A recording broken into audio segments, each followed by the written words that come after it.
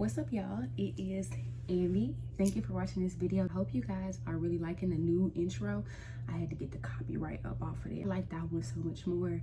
It's simpler. It's an example of like all my artists. One of the main things that I really want to try to incorporate the more I develop on my channel is really incorporate art and my love for creativity and my love for just all things new and different and creative and expressive. I feel like this is a way better example, you know, as you get to know me, because y'all still don't know me for real yet. Y'all don't. You click on this video so you know what it's about. To know me is to know I'm a very deep person, a very articulate person, and I'm a very emotionally intelligent person. I understand myself and my feelings very well, and I'm only 21 years old, but a lot of 21-year-olds, young people in general, do not have the same aspect of themselves. And it's not to say they don't want it or they don't try. I feel like people don't know how, because I started trying to learn the aspects of true, not even self-awareness, because I feel like a lot of people are self-aware or like they have an awareness of certain things, but I feel like most young people, especially in that period of like 17 to like 23, 24, do not understand themselves, or they don't even understand their own feeling. And I've noticed this, I've witnessed this firsthand. I'm the oldest of 6.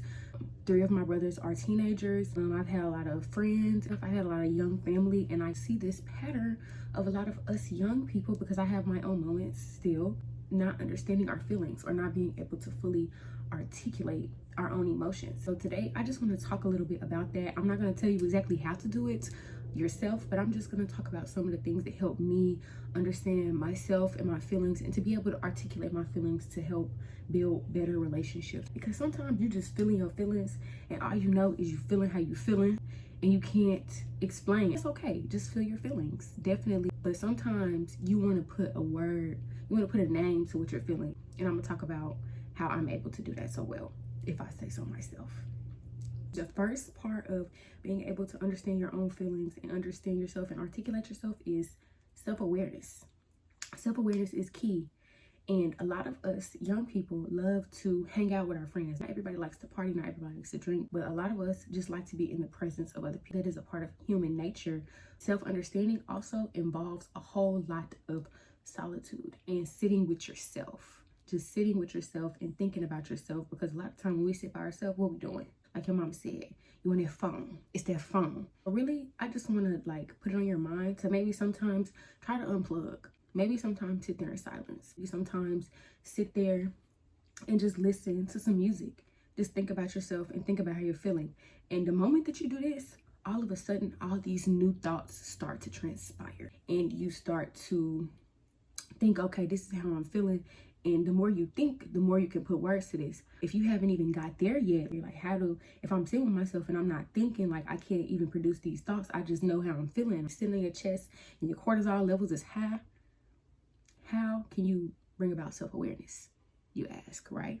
One of my biggest things for self-awareness is journaling.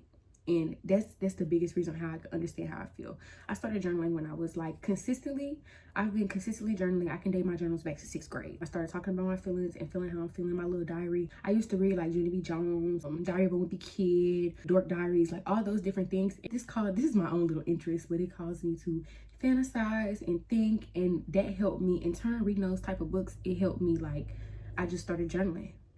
So I'm talking about my feelings and over time, at first, when I was like 12, 13, I'm like thinking, it was just a way for me to talk about my feelings, talk about the feelings that I didn't want to talk to nobody else about, right? Over time, this developed into me starting to understand how I felt, because I would write these journals, and if your feelings are too deep and your feelings are too strong for you and they're too fresh, sometimes you just need to write what you're feeling.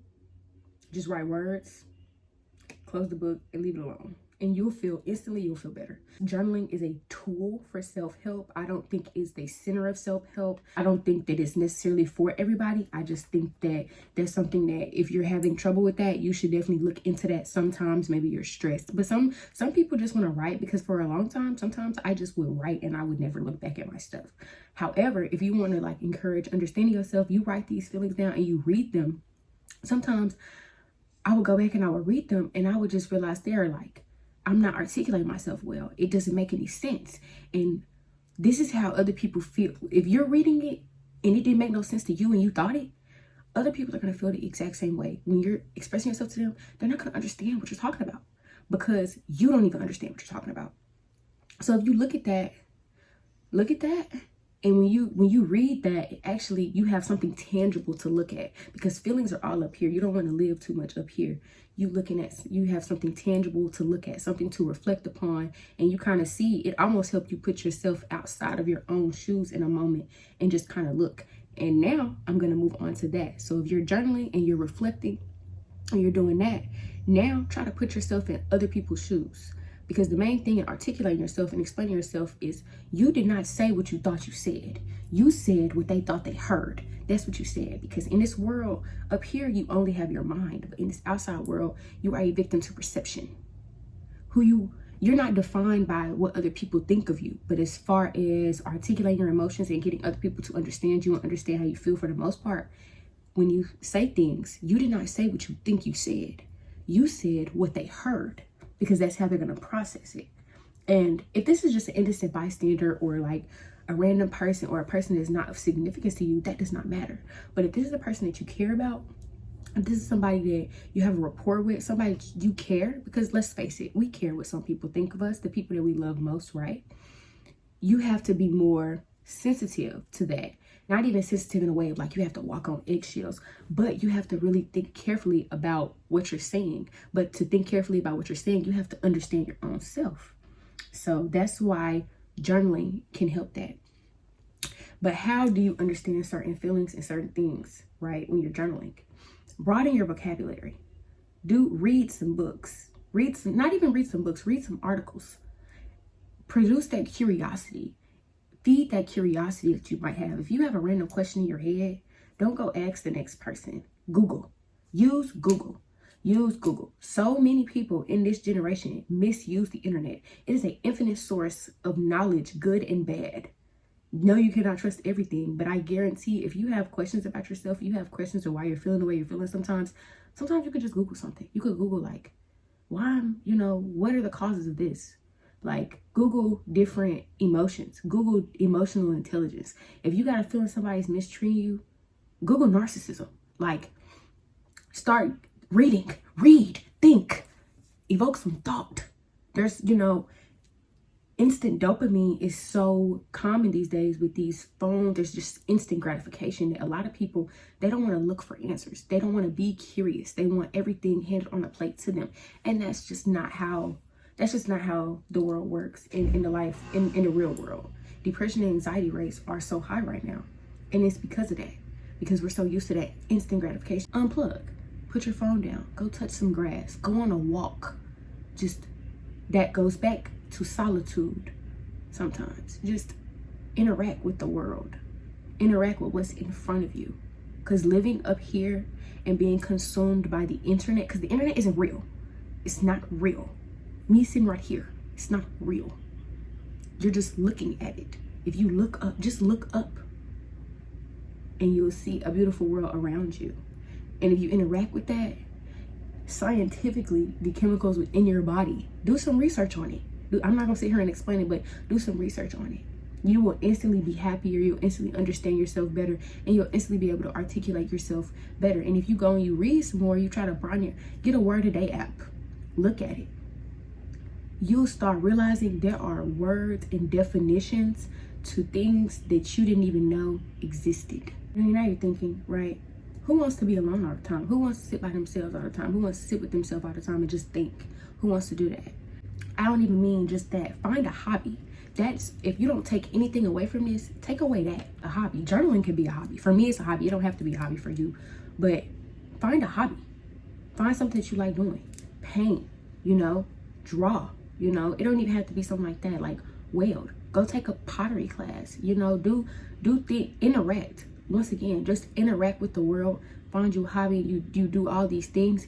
And as an artist, doing tactile things, interacting with the world, it gives names to so many other feelings. Like when you say somebody treats you rough versus, and you touch something, like you touch the surface of sandpaper and it's rough. when you interact with the world and interact with the tactile experience of the earth and being present, you start realizing all of our senses and our sensations work together with our mind, and in turn they end up and they flow through our emotions. Doing things like that can deeply encourage a better understanding of self. I think that that's all that I have for you guys today. I just wanted to bring in that quickly. God put this on my mind to speak. I don't know, he just told me that I need to get on here and not talk about this. Guys, I want y'all to do with that what you will. I just wanted to make a quick moment of motivation. Maybe, I don't know, I feel like somebody out here needs to hear this. I feel like there are many young people out here that need to hear this. God just put it on my heart to talk about this, so that's what I'm gonna do. I'm gonna obey, right? Anyways, I just want you guys to have a really great day. Make sure you like, comment, share, subscribe. Leave me a comment down below if you had any takeaways from this. Leave me a comment below if you have any questions, anything like that. Anyways, much love. You guys have a good day.